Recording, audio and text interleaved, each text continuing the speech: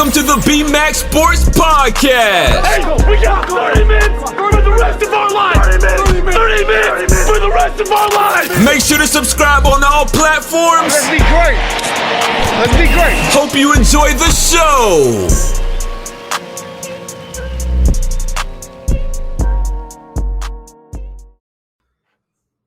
What's happening, people? Back with another episode of BMAX Sports.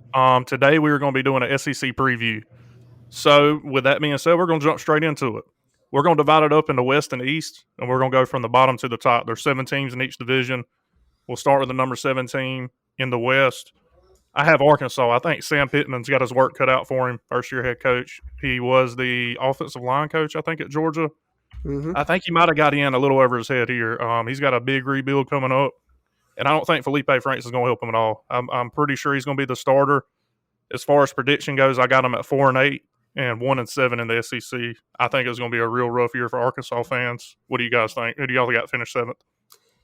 I'm gonna have to agree with that. I've got Sam, even though he's a big offensive line recruiter and an offensive recruiter in general, so he's gonna get weapons in place. But Arkansas, let's just be honest, has never really been a powerhouse for the West. So Right, it's gonna definitely be a got long a big road. rebuild. Got a big rebuild coming up. What you think, Hutto? Even after they picked up, in my opinion, an extremely good coach. I mean, obviously, I don't know if he's going to be head coach material, but I think he can get there one day. I don't see him as a national championship caliber head coach in the near future, but I think he can get there. Coming off their last year's record of 10-2. 2-10. I'm not seeing much room for improvement in just 1 year. Right, I agree. I don't think their expectations are very high in Arkansas to start with. But like Zach said, he's a good recruiter. He's going to get his guys in there. But it's going to take time to rebuild that program. I think it's much like the rebuild at Georgia Tech they've got going on with Jeff Collins up there. He's got his work cut out for him, but he's been stepping it up on the recruiting trail here lately. Not necessarily getting guys in bulk, but he's getting the higher rated guys. And Atlanta's a hot spot for talent. It shouldn't be too hard to try to get those guys to stay home. But anyway, for 6, so we all agree Arkansas last in the West. Mm-hmm. For 6, I've got Mississippi State. Mike Leach, another first-year head coach. I really like Mike Leach, and I think his offensive scheme and just his ability to scheme in general is he's really good at it. So, but they got KJ Costello, transfer from Stanford. I think he's a good fit for Mike Leach's system. But in year 1, it's a tall task to compete in that SEC West, loaded with talent like Auburn, Bama, LSU, and even Ole Miss. I mean, he's got some good talent. So I got him finishing 6th. With that being said, I got him going 7-5, 3-5 in the SEC. Not a bad first year. I've actually got Ole Miss in this spot. Okay. For me, I actually do. I too. I have Ole Miss in the number 6 spot for the West. Just looking at their schedule. This is Ole Miss's schedule next year. They play Auburn at home. They're at LSU. Then they got Bama. Then they have Florida, Texas, and then Texas A&M, Mississippi State, and all that. But you got some powerhouses in there that I got them. I got them at 6. Okay. I got Mississippi State they have a pretty easy schedule next year. So yeah, I got Mississippi State at 7-5. I mean, that's pretty decent. I've also got Ole Miss at 7-5, losing 5 games. Yeah. But I got Ole Miss. I got them tied for the record. I got them 3-5 in the SEC. But I got Ole Miss beaten, and I think that game's at home. And I think Lane Kiffin with John Rice Plumlee and his good offensive line, he's just going to be too creative for Mike Leach in his first year. Yeah. I think they lost a lot of talent to the NFL. They lost one of their starting offensive tackles to Florida, hit the portal. He's now enrolled at Florida, 4-year starter for him. Got a lot of experience. I just don't see a lot of experience on the team, but y'all make some good points as well.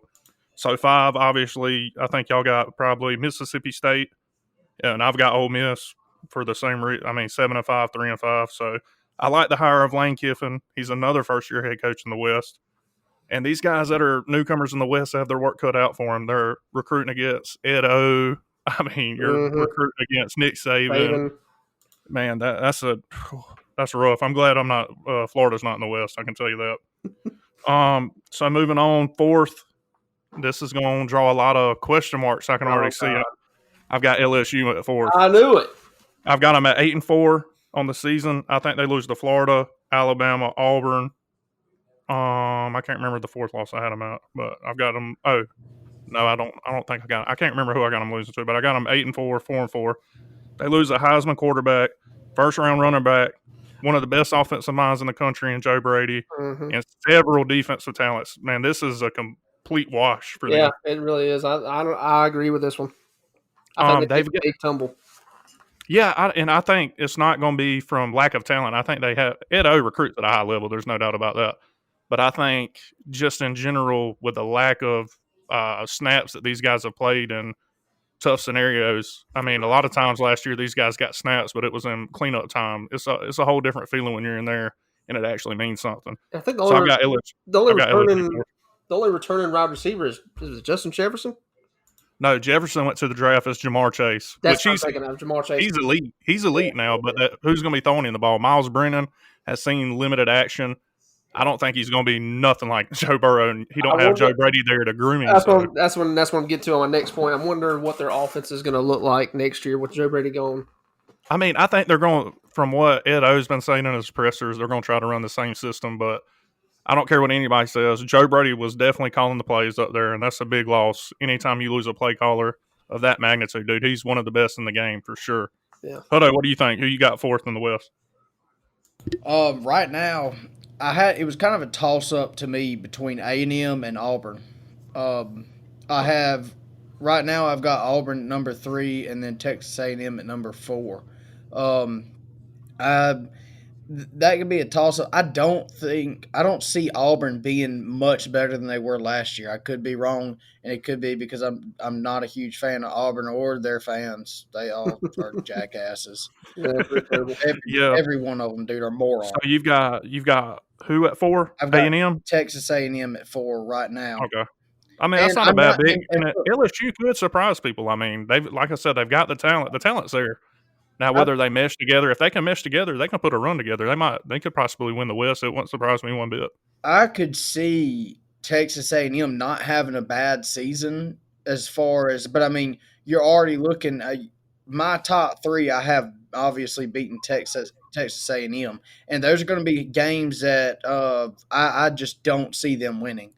They like you said, you're talking about earlier. It's not far out of the realm of possibility that LSU just does not have a good year. Yeah, I mean, I don't think anybody's expecting them sneak up on LSU. But, yeah, I think nobody's expecting LSU to repeat this year. I mean, to repeat as national champions. It wouldn't surprise me because the talent's there. But I think with a new OC, new quarterback, a plethora of new receivers that don't have a lot of routes running meaningful games and stuff like that, it's hard to duplicate that in practice, even if you're practicing against some of the elite defensive backs in the country. It's hard especially times now where they can't even have. With COVID going on, I think that affects them greatly. I think it affects a lot of teams greatly. So 3rd, I've got Texas A&M in the West. I got them finishing 9-3, which is, I mean, it wouldn't surprise me if they went on a run as well. They're returning a lot, and I had them finishing 9-3. Also, yeah, I've got them 9-3, 5-3 in the SEC. Kellerman's returning at quarterback. Their leading rusher and receivers back, and 8 starters on defense are back. So they're returning a lot of guys off. I think they went 8-4 last year, something, or 7-5, somewhere in there. And Jimbo can coach, and I mean he can recruit. And I like them to finish around 3rd. It wouldn't surprise me if they finish 2nd or if they finish 5th. I mean, who knows? Right now it's hard to tell, especially with the lack of film we can watch in the spring practices and the lack of notes we can read on 247 from the spring practices. It's hard to get a good grip on things, but just looking at what they're returning, I like them to finish 3rd. So who y'all got? You said you had Auburn at 3rd, Hutto? Yeah, I've got Auburn, and I've got them going 9-3 as well. Okay. Who you got, Zach? 3rd? I got A&M at 3rd. Okay. Good deal. All right. Now I'm really fitting to turn some heads. Don't. Second SEC West. I've got Alabama. Oh my God. I've got them 11-1, 7-1 in the SEC. They got Mac Jones returning at quarterback. He doesn't impress me. I mean, he's one of those game manager type quarterbacks. Like a Jake. And I think Kinda, and that would be fine if he was in the East, but I think in the West, it's becoming more like the Big 12. You got to score some points to win football games. You can't just rely on defense. And really, Alabama lost a lot of their defense too. But one guy that I think might have a breakout year if they put him on the field and don't redshirt him is Bryce Young out of Mater Dei High School in California. He is a absolute monster. And if he was, he's an early enrollee, but he's not getting any reps right now. If he was getting reps right now, I would put a bet into Vegas that he's going to be the starter because Nick Saban doesn't care about seniority at all. He wants to win the game, and I think Bryce Young, by the end of the year, will be the starter. So I can dig it. Yeah, they lost a lot to the NFL. They really did. Yeah. They lost, especially on defense. So I like them finishing second. Y'all go ahead. Who y'all got second? I have Auburn second. Auburn second? Okay. Yeah, I could see that for sure. I've got LSU finishing second. Okay. I could see that as well. None of these would surprise me. Really, the SEC this year, I don't see a team that's just head and shoulders better than everybody else in their division, to be honest. Usually it's Bama from the West, Georgia from the East. But this year I just don't see it. Especially with this COVID going on, I think it's anybody's ball game. Whoever performs better on a weekly basis is going to win it. Yep. So number one, that leaves only one team for me. I got Auburn. I've got them 11-1, 7-1 of the SEC. Can y'all guess who I got them losing to? Georgia. Correct. I've got them losing to Georgia.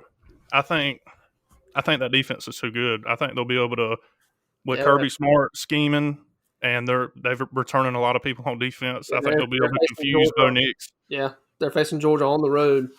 Yeah, Bo Nix looked so confused in that game last year. I expect more of the same this year.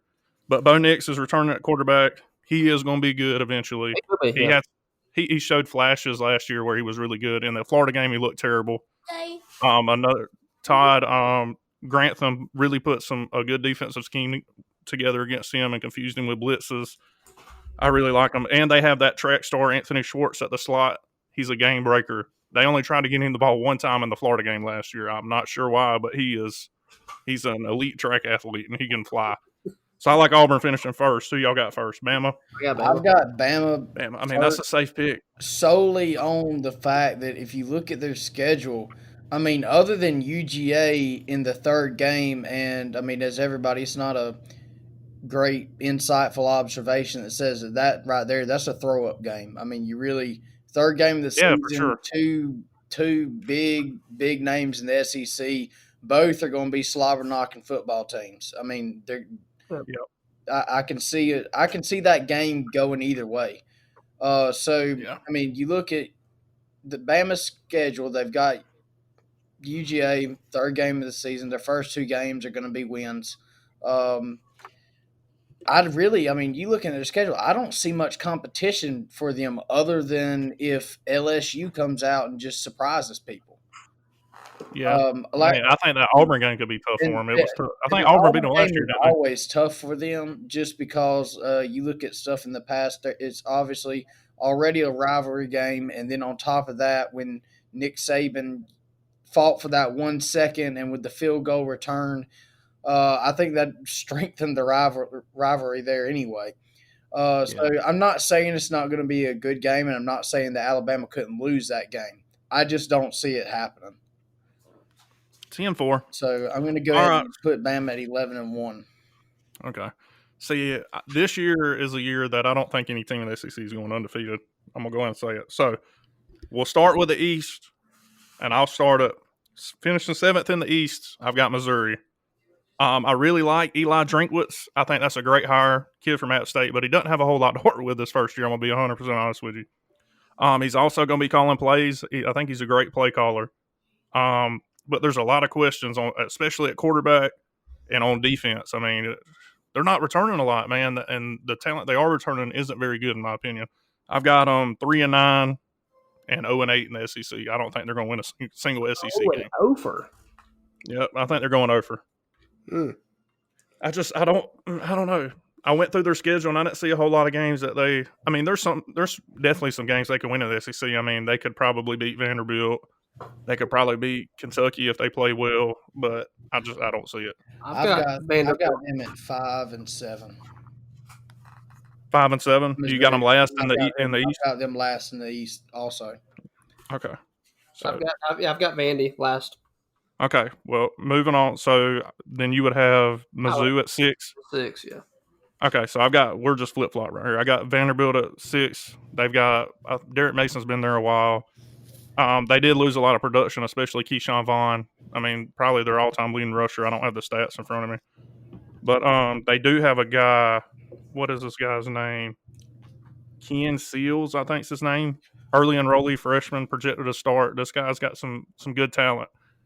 Unfortunately, he's not surrounded by a lot of good talent. So, um, I don't know who they're going to get to replace Keyshawn Vaughn. Those are big shoes to fill, especially at a university like Vanderbilt, where running backs are. I mean, they're pretty thin. You never hear of a really good running backs coming out of there. Other than So Zach, I've got Vanderbilt 6th. I got them 5-7 overall and 1-7 in the SEC. Only beating Missouri. So pretty much, who you got, Josh? You got Vanderbilt there? I have Vandy as well, but I have them going 6-6. Okay. So bowl eligible. Not bad for Vandy, I'm gonna be honest. I have them going 6-6. Just on the, and it might just because I'm a Georgia fan, because there's always once in every couple 5 years, Vandy comes out and is obviously a team that we should be able to handle, and we struggle with them. So I know it can't just be us. Sometimes they show up and it's play Florida ball. too, for sure.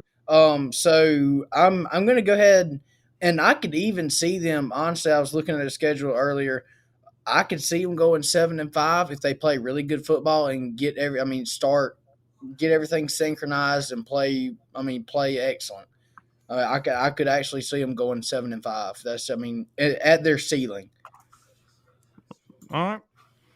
So moving on, 5th, I've got South Carolina. I think this is Will Muschamp's last year at the helm there. I think he's on the hot seat. He's been able to pin most of the blame off on the coordinators, but he's got a pretty good offense coordinator now, Mike Bobo.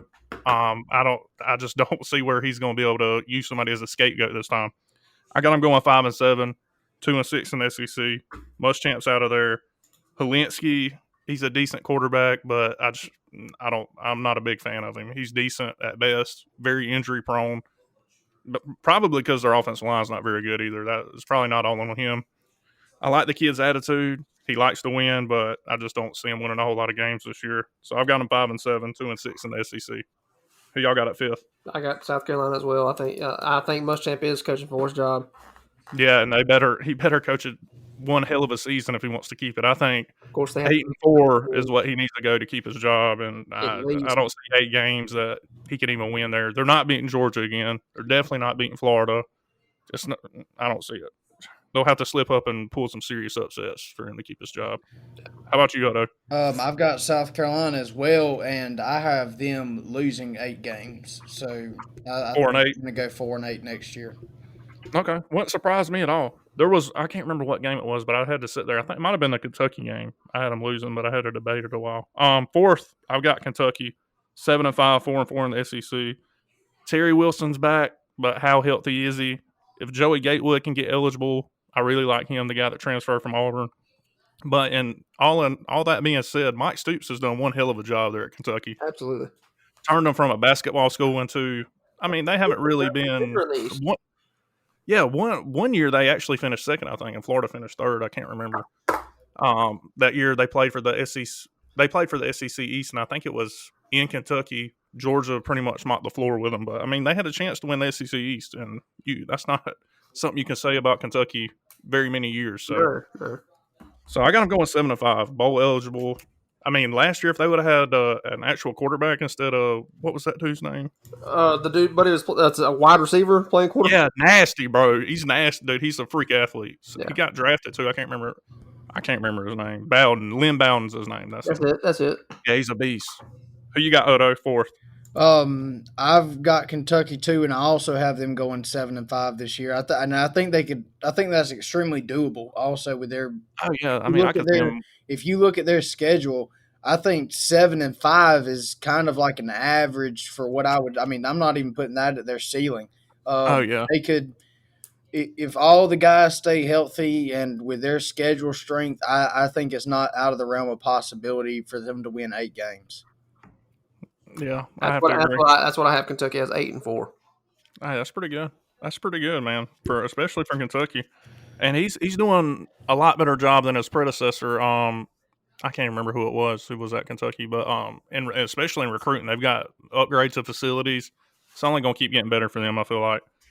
Yeah. Third, I've got Tennessee 8-4. They've got a tough schedule this year, man. Of course, really they got their constant out of the West is Alabama, which is unfortunate for them. Yeah. Then they've got they play Oklahoma, I think, on the road this year. So I've got them definitely dropping that game because it's early in the year. I also had them losing that game. They ended the year strong last season. I like where Pruitt's got this program headed. He's really picked up steam on the recruiting trail here just in the last month. I mean, they're picking up guys left and right. I think they're up in the top 5 in recruiting for the 2021 cycle. Doing a fabulous job. Absolutely. But he lost a lot at receiver, Marquez Callaway and Jawan Jennings. Those are 2 guys that seems like they've been there for 8 years.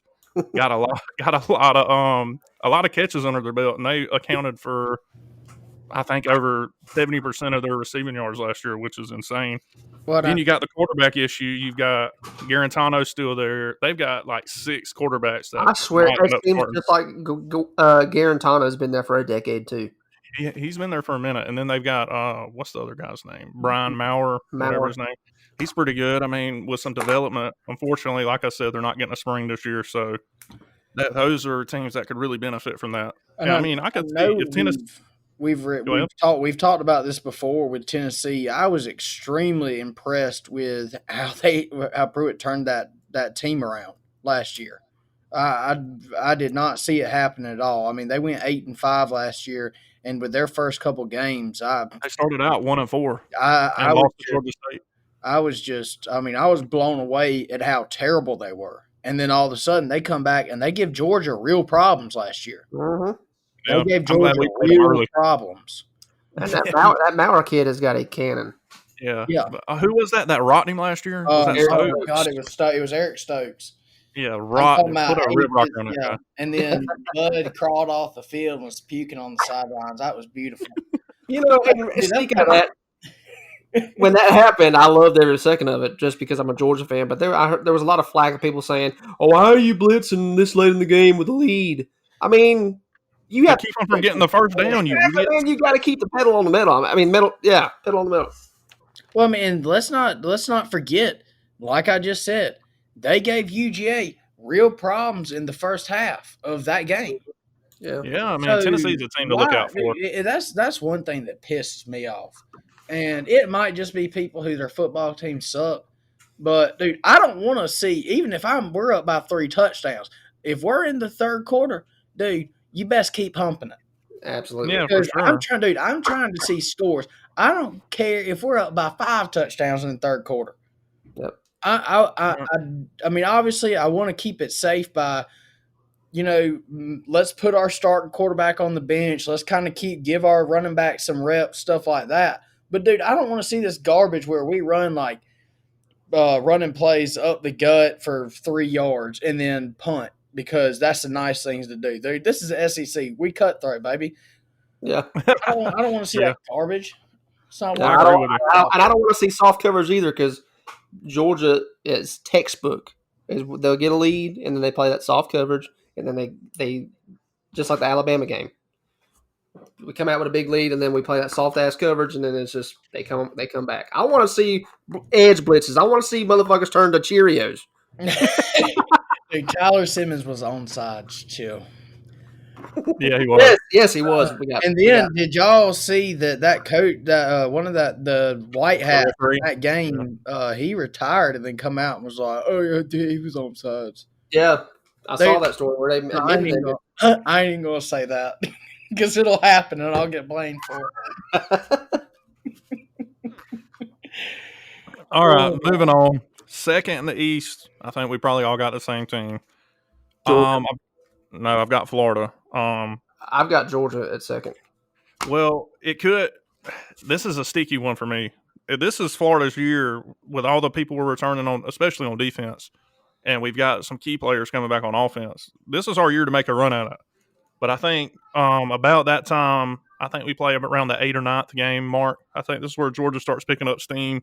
with Jamie Newman settling in behind his offensive line, getting comfortable with those receivers, and the defense is going to be the defense. Yeah. That's the sole reason I'm picking Georgia to beat Florida right now. I think Georgia's our one loss. I got us 11-1, 7-1 in the SEC. That defense is just something else, man. And Dan Mullen last year I think the bye week hurt us last year, to be honest. We were rolling. We were running a lot of 5 wide. And then you come into the Georgia game, he had too much time to think about it. I think he thought Kirby Smart was going to scheme for that 5 wide, and we lined up with like 2 or 3 wide, a tight end, and tried to run the ball, and we haven't been able to do that all year. I mean, it's just, and hopefully we get better in that aspect of the game this year. We've got to be able to run the ball. Our offensive line, we're returning most of them. We should be able to get some chemistry going, move some asses out there so we can get some fucking running room. And then that's just going to open up Trask even more. I mean, Trask did all the shit he did last year, all the numbers he put up with literally throwing the ball all 4 downs. We rarely ran the ball. He was impressive last year. So we're returning Kyle, Killa Trask, and he's got a host of weapons on offense. Jacob Copeland, who's an absolute fucking monster. Kyle Pitts, absolute fucking monster. And a guy, you heard it here first, this is without me seeing any spring ball or anything like that. Rick Wells is going to have a breakout season. Nobody's ever heard of him, but he's going to be a redshirt junior this year. Look for him to take a lot of those catches that Van Jefferson, Tyree Cleveland, those guys had last year. And, of course, we got Kadarius Toney back, Trayvon Grimes back, Damian Pierce, Malik Davis. We got a transfer 5-star from Miami. Lorenzo lingered in the backfield. Emory Jones is going to take plenty of snaps. I like our offense. What really concerns me about Florida is our defense. And it's not the front 7. Our corners are going to be pretty good too. They're going to be young, with the exception of Marco Wilson. He'll be a senior this year. I'm glad he came back. I think he needs that extra year. We lose C.J. Henderson, but I think we got Kyrie Elam, who's one of the better underclassmen defensive backs in the whole country. Our safeties is what's going to be the deciding factor this year. They're talking about moving, what's his name? Trey Dean to safety. We've got to do something with him. His freshman year, he was phenomenal on the outside. When Marco went down, he played a lot on the edge, playing out towards the boundary. This year, when Marco came back, we had Marco and CJ on the boundaries, covering the 1 and 2 receivers, and then he was playing a lot of the slot. And he was absolutely horrendous. Got turned around a lot, got lost on the field, and he got cooked a lot. So, if he can improve in our safety, and maybe there's another safety I like. I can't remember his name. I'm drawing a blank here. He's got dreads. Sean Davis, that's his name. I really like him too. He's a headhunter. He showed glimpses last year that he can be good. The other 3, I could care less about them. They really need to improve. And unfortunately, they're not getting the offseason to improve. So that's going to be our deciding factor. I'm sure all y'all got. So, Zach, you had Georgia too? I do. That's interesting. And it hurts me to say it, but it's just right now with the coronavirus and all that stuff. I think that affects Georgia a lot. I agree with you on that. We got so many different moving pieces coming in. We have a new offensive coordinator, a new quarterback, all that good stuff. So it's just that's the defense is going to be the defense. Oh yeah, they're going to be fantastic. They're ranked number 1, top 5 in the country, minimum. Yeah, but I think where we struggle is going to be scoring. So. Right. Especially, I can see that. Especially with the coronavirus. And that's the only reason I have that. Right. If they were having springtime to be able to get these reps in, I'd feel a little bit better. But who you got, Hutto? Right now, I've got Florida sitting at number 2, and I'm kind of like Zach, where I sat there and looked, and taking coronavirus into play, and us not getting a spring practice, and the way, obviously we're not going to have our QB this year. We're having fresh guys coming in. If we can get behind our new quarterback, and because like I said, we didn't have a spring, so really we don't even know. I would like to see the transfer from Wake Forest show up, and because last year our main struggle to me was, number 1, our O-line. We had the biggest O-line in the country, and the dudes couldn't even open up a freaking hole. And, we had some beasts in the backfield. Florida has the same issue. They could pass block for some reason, but couldn't fucking run block. I don't know what was going on. They had terrible chemistry. They got better as the season went on. You saw when we had the almost month off, all those extra practices for the bowl game. We came out against Virginia, who, I mean, their defense isn't that good, but it didn't matter who we played this year. We couldn't fucking run the ball. When we played Charleston Southern, could not run the ball. Then we played Virginia, and I like when Emory Jones comes into the game. It really opens up that run because when he puts the ball at the mesh point with the running back, he's a threat to pull that bitch and take off. And they have to account for that. And that opens up the run game tremendously. That's why I'm a big fan of maybe even Emory Jones playing 50% of the snaps. But Kyle Trask, I did see a video of him on Twitter that surfaced. It looks like he's lost about 15 pounds working on his footwork. And early in his career at Florida, I remember one spring game I went to. I think it was Mullen's first year.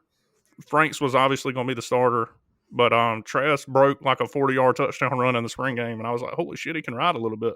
And then I think he got a little complacent, might have been eating some hot Cheetos and some hot wings, and he got in a relationship with Jade Caraway on the softball team. Might have got a little too comfortable. Let me help you understand something. Pussy kills football teams. I do not blame. Let's get this straight right now. I do not blame Jake Fromm for last year's season because there was a multiple amount of things that made our offense blow. Because I'm going to be honest with you, we did. We couldn't get points on the board. There was, our O-line, and then we had wide receivers that, obviously Lawrence Cager, he was hurt in and out of the season multiple times. And then when you just have one wide receiver on the field, it's hard to open up your playbook. Yeah. And we really didn't have that. We had Wolf, I think is what his name is, and I think he can be a decent tight end. But when you have somebody who Jake Fromm in his freshman and sophomore year, he could count on if the play collapsed and something happened or the hot route just something got destroyed in planning, he could always count on Isaac Nada to be there just to toss him a little chip toss. Yeah, and he had Javon Williams, Riley Ridley. He had a bunch of good targets. I think early in his career. Darnell Washington's going to help put up. Help. That dude's huge, and he's huge. But before we get on this guy, let me explain to you why I think Jake Fromm had issues. Yeah, go ahead. I already know, but go ahead. Dude, he got a girlfriend. Rodrigo Blankenship had a girlfriend too. And this is what that was exactly what I was about to say. That was exactly what I was about to freaking say, dude. Who the hell is 2 years before the two, dude. I'm happy for Rodrigo. Honestly, I love that dude, and I'm so happy he has a girlfriend. But man, when he missed that first kick, I was like, it's pussy. It's destroyed him. It also, dude, you're looking at Jake Fromm, who came out his freshman and sophomore year and played really, really good football. And then his junior year, coincidentally, got a girlfriend over the summer, started getting a little bit of trim, and just it destroyed everything. So I'm hoping that Jamie Newman is going to keep on the straight and narrow, be with the Lord, son, and just go celibate. I want to see this young man running with the fire of a man whose testosterone has not been released in years. That's what I want to see. I want to see that aggression because there ain't no man playing with pent up aggression that's been gotten pussy the night before. Ain't happening. So all right. I want to see our whole team go celibate this year. Call out. They did that on Blue Mountain State at work too. Call out UGA. No box for nobody. Had to get Thad Castle in there to convince them. So back to the thing. I see UGA going, or Florida going number 2, and then I'll explain why when we talk about our number 1 pick. Okay, so obviously I've got Georgia 1. I've got them 11-1. I got them losing to Bama earlier in the year, strictly because it's earlier in the year and it's at Bama. If it was at Georgia, I'd probably pick Georgia. I think, and I don't even know if that's going to be that big of a home field advantage now because there's probably not going to be fans in the stands early in the season. I would assume, but I really like Jamie Newman. He's really good at the deep ball, and you got some guys that can go get it. I really like George Pickens. And what was that other freshman's name? What was his name? The Um, other receiver? Damn, what's his name? the one that got hurt. I don't know if he got hurt. He can fly. He's smaller than Pickens. I can't remember his name. Anyway, you got some hoopers that can go get the damn football and really gonna stretch the defense and make them respect that deep ball. Whereas Jake Fromm, he was more of a back shoulder guy. He did. I mean, vertically down the field, yeah, there wasn't very many teams that were worried about him stretching the field like Jamie Newman can, and that's going to open up your intermediate routes, easier throws, and it's also going to open up the run game. And then I like Georgia specifically because of their defense. It's going to be elite. And when I say elite, elite, these guys got talent at every position. I mean, it's ridiculous. So I like Georgia at the one spot, 11-1, 7-1 in the SEC. So I've got Georgia, Auburn. It'll be a rematch in the SEC championship, just like it was a few years ago when Auburn beat them in the regular season, then Georgia smacked the shit out of them in the SEC championship. So, all right, go ahead, Hutto. You got Georgia too? Like you just said, I got Georgia as well at 11-1. I have them losing to Alabama in Game 3 solely because I think I might be wrong. September's still a couple months out, guys. We still might be able to be looking at going to football games in the early season. So I think having the home field advantage plus Nick Saban being who he is, he's never lost to one of his understudies. He will eventually. And it'll probably be Kirby Smart, if I had to guess. And it And might like be I this said, year. It could be this year. I could be wrong, but I'm knowing Nick Saban, I was really trying to be unbiased. I mean, I could see Georgia going 12-0, but I do Yeah, know me too. that if Georgia does not, we have issues if we start winning. Like if we go like 5-0 or 6-0 the first 5 or 6 games, it's all of a sudden like we've lost our way. And I know Zach can attest to this because we've seen seasons that they come out and I mean they are playing balls to the wall, extremely smart football, and then all of a sudden we have a game to Vandy or South Carolina that we just act like we've never seen a football before in our lives.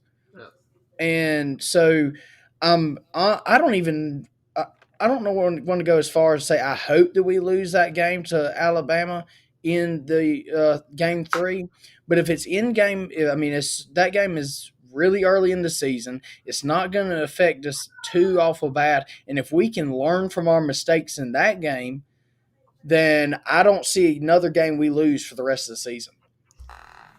So, I mean, obviously, I would love to see us win that game. I would love to see it, but I see us falling out. I see us. I mean, I think it's going to be a close game because, like we've talked about earlier, nobody's had a spring practice, and Alabama's going to be just as unprepared as UGA is. Yeah, that's true. Right. So it's gonna be a toss up game. That was a really hard game for me to decide because everybody's in the same situation, and that's one thing I wanted to bring up with y'all guys. I know Zach hasn't. I mean, we know who Zach's going to put, and he hasn't gave his explanation of why. But I wanted to ask y'all, how bad do y'all think that not having a spring and not having summer training, which I mean, we really might be able to have summer training. I don't know for a fact what's going to go on, what the NCAA is going to choose, what the restrictions are going to be like. But what kind of effect do y'all think that this is going to have on football season and these teams that have not been able to get their reps this year? All right, so I'll go first, and then we'll let Zach explain his and why he picked Florida to win the East. I think it affects each team differently. There's certain teams that it's going to affect less. I think Florida is one of those teams. I think going outside the SEC, I think Clemson is one of those teams. I think Ohio State's one of those teams. They're returning a lot of talent. I think Ohio State's got. I mean, they're not going to have a quarterback battle. It's really going to hurt the teams that, especially like Georgia, LSU, that are trying to break in those new quarterbacks. Especially teams like Georgia that have a transfer that's coming in and going to start. Miami's another one. De'Aaron King coming in trying to learn a new system with all new players, never played with them before in a game, trying to get those reps. I think it hurts those teams more than it hurts other teams. And if they did have a preseason or a spring practice, spring game, where they could feel the energy in the stadium and stuff like that. I think Georgia would be my favorite by far, probably to win the SEC in general. But I think that hurts teams like Georgia more so than it does teams like Florida or like Ohio State or Clemson. Yeah, I couldn't have said it better myself. Yeah, it's going to affect us more, being that we have more pieces coming in that we haven't had, like the new coordinator situation, the new quarterbacks, receivers, and the quarterbacks got to be on the same page. They weren't even on the same page with Jake Fromm last year. So, and Jamie Newman hasn't really. I don't think he's ever seen an SEC caliber defense playing for at Wake Forest. I mean, he's played against Clemson, got his ass destroyed, but I don't know. I think that's exactly my thinking of it. Is Florida's returning more players in a system they're used to, rather than us having a lot more pieces that are new that we need the time to mesh together. That's my only explanation for having Florida at number one. Right. Do you think they beat Georgia? Are you predicting them to beat Georgia? I have Georgia, Alabama, and Florida. I think it comes down to that game in Jacksonville for sure. And we've seen the last couple of years since Mullins got there, those games are close. Even though the talent gap is so wide, Dan Mullen is one of those guys that really comes up with good schemes and gets the right players the ball. I think we fumbled the rock last year with Grantham on third down defense is what cost us that game. Georgia was able to convert some ridiculous third downs, including the one that put the game away when Fromm hit. I think it was Charlie Warner on the boundary over there. I mean, it was like third. I remember multiple times it was 3rd and 10 or greater, and you guys converted. And I don't know if it was. I mean, Ty Grantham can't go out there and play the plays for him, but at some point, if the dudes don't know what they're supposed to be doing, get their ass off the field, put somebody else out there that knows what they're doing. Yeah. So. I mean, we look to see if Grantham's had some bright moments too. I don't want to sound like I'm bashing him. I like Grantham. I'm glad he decided not to go to the Bengals. No, I do like Grantham.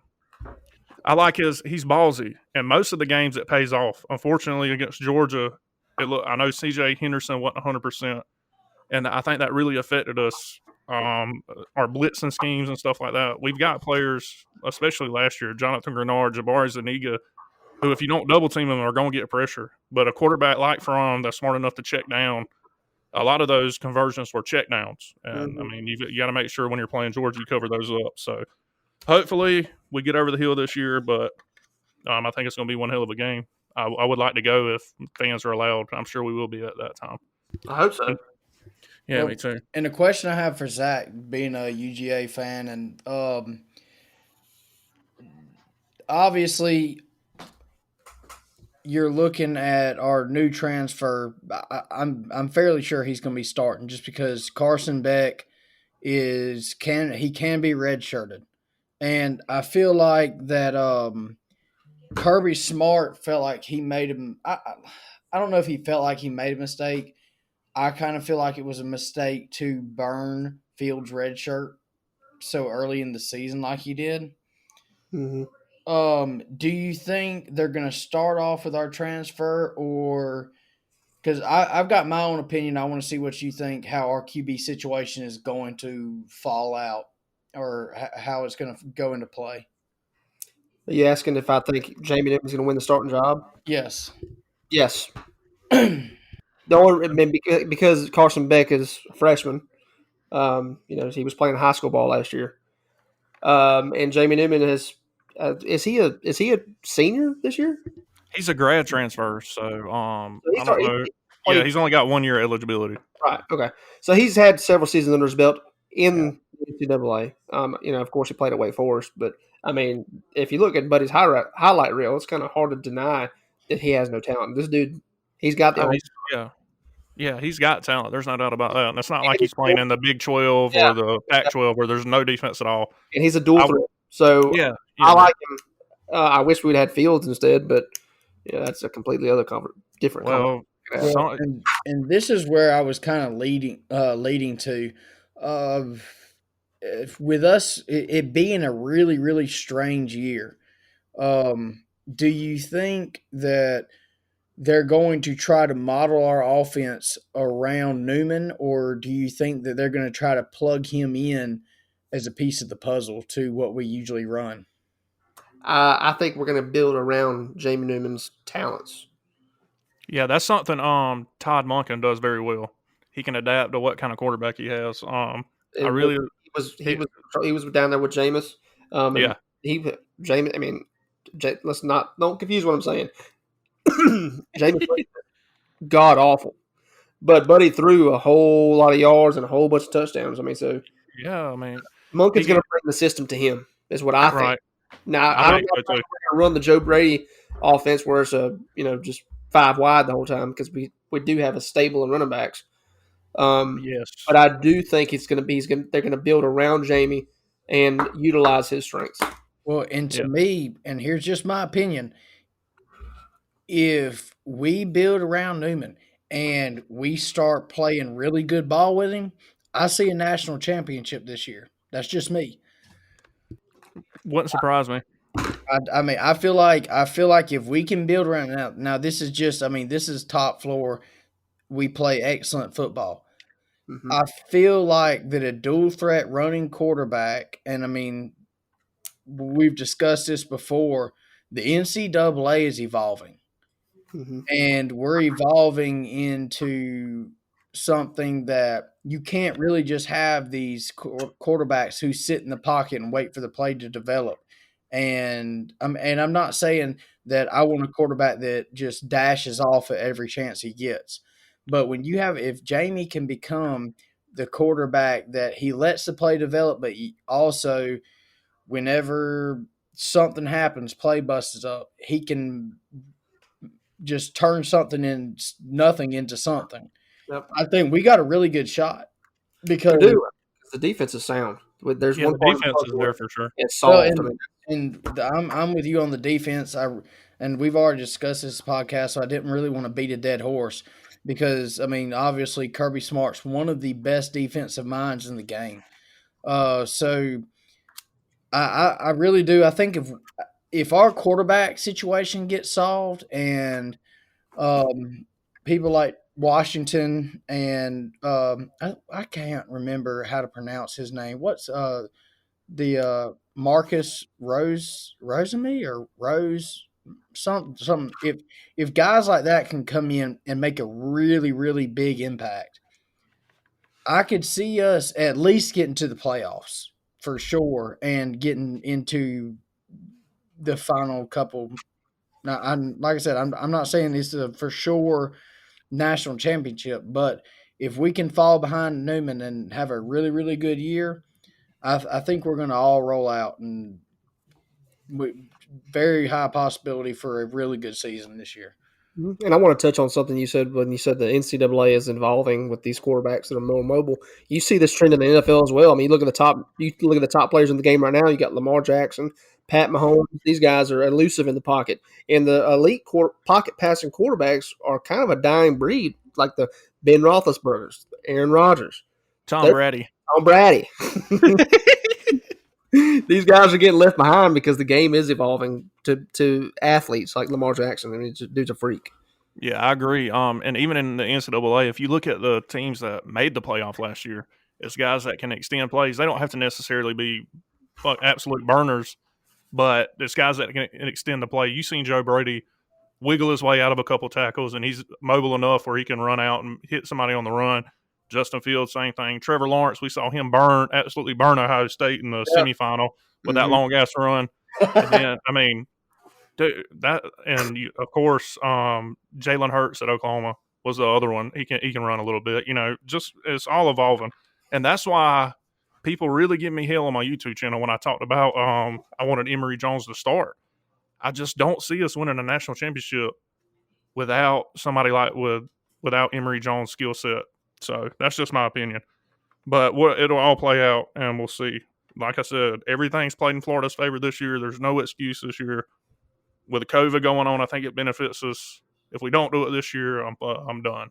I'm not done being a Florida fan, of course, but I'm not expecting much because we haven't been recruiting at the Alabama, Clemson, Ohio State, Georgia elite level. So I'm not expecting anything more from Florida if we don't do it this year. So, but anyway, dude, that was a great podcast. I think we really got some great insight on the season coming up this year. So I appreciate y'all coming on, and it'll be uploaded in the morning so y'all can check yourselves out. Anyway, thank y'all for tuning in. Make sure you subscribe on all platforms, share, tell a friend, and I look forward to recording with these guys very soon again. Appreciate y'all. All right, peace. Peace. Peace. Peace. Peace. Peace. Peace.